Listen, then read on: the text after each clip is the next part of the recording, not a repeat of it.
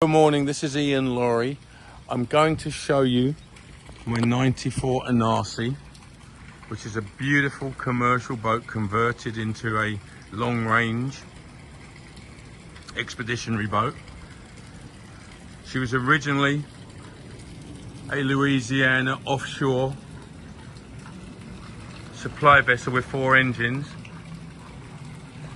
decommissioned and made into private service with 2 smaller Caterpillar engines.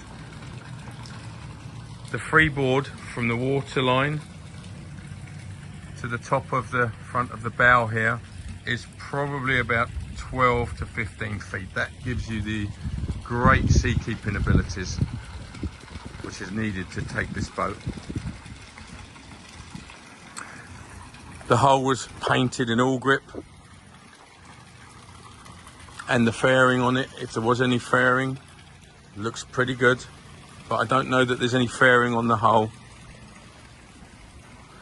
She's got seamless windows.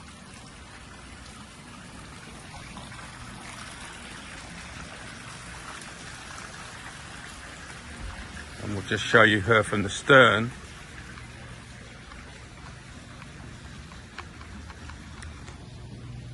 She has a swim platform and a aft deck.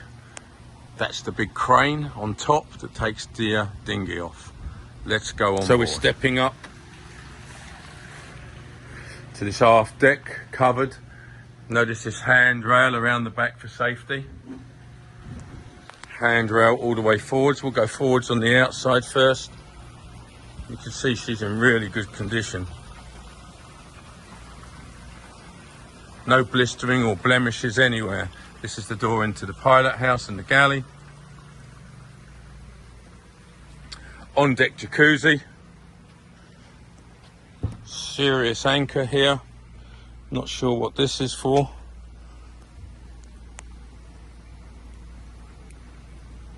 And here's the profile. So we're going to enter into the salon first. As you can see, it's comfortable, freestanding furniture, day head,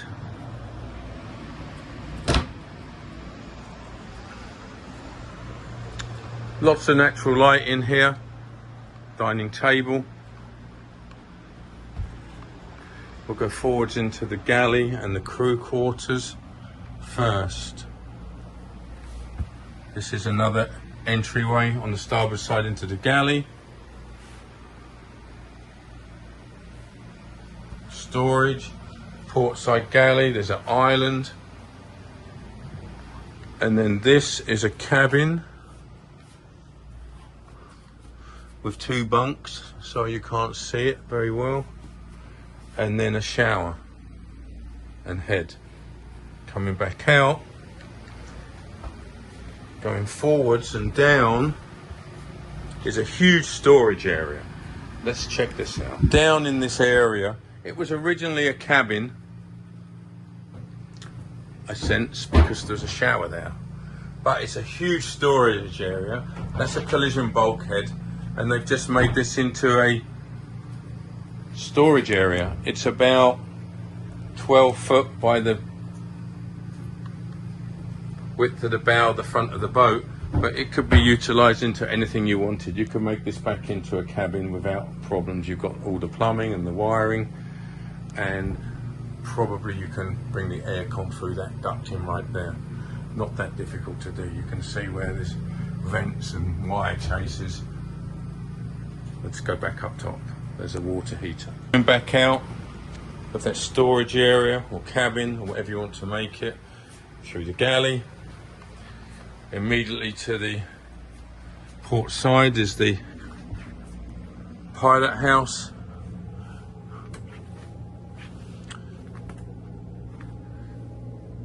There's your electrical panel.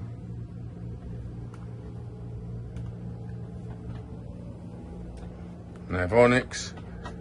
Huge steering wheel. I wonder what the rudders are like on this.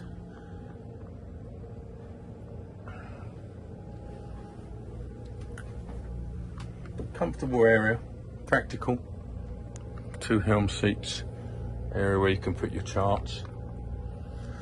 Coming down, we've got a washing machine and a dryer there in the companionway. We're going to go down to the guest cabins, which are on the port side here. All this carpeting is new. And we have here very nice cabin. Flat screen TV, wardrobe, built-in shower. Very utilitarian. We're going to come back out of that forward cabin. We're now going to go back into the next two cabins. This is now a side-by-side.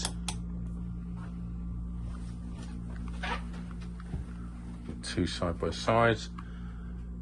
Have the head and shower. Now we'll come back out into the full beam master.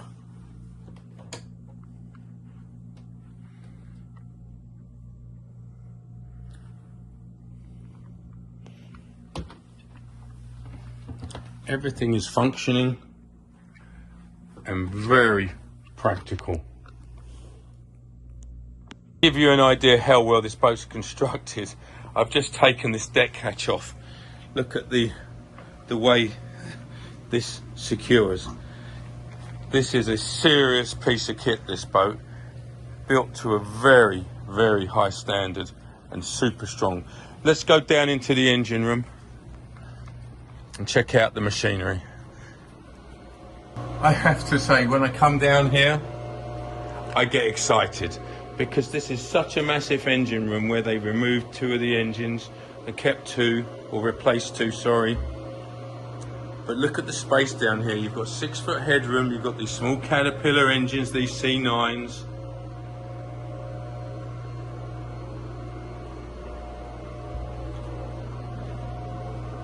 If you really wanted to make this engine room something, you could paint the sides, paint the bilges, put some diamond plate deck plates down here, paint all the piping. 2 brand new generators, or they were brand new at one point, not so long ago, in sound shields. But just look at the space down here. Accessibility to everything. There's the stabilizers. This has got to be a hell of a seaboat.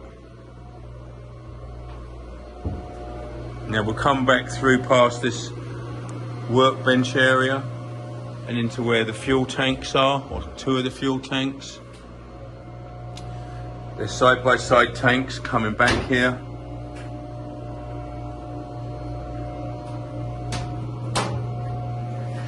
All these pumps are not expensive pumps, but they're seriously industrial. All the valves, huge valves.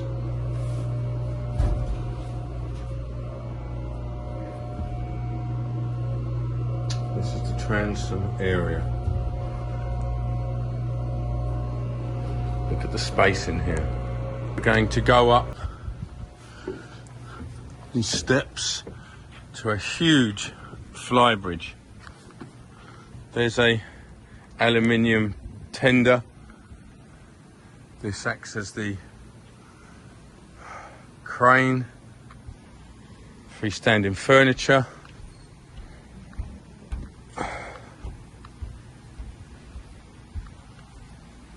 Boat's in really nice condition. This is looking back. Well, that concludes our trip today and our visit to the Pier Pressure. It's about to go to Seattle and up to Alaska, ready for the summer. So if you want to stay here, great, South Florida, or if you want to move it, it's going very soon. So we're going to have to make a quick deal. This is Ian Laurie from Merlewood on the Pier Pressure.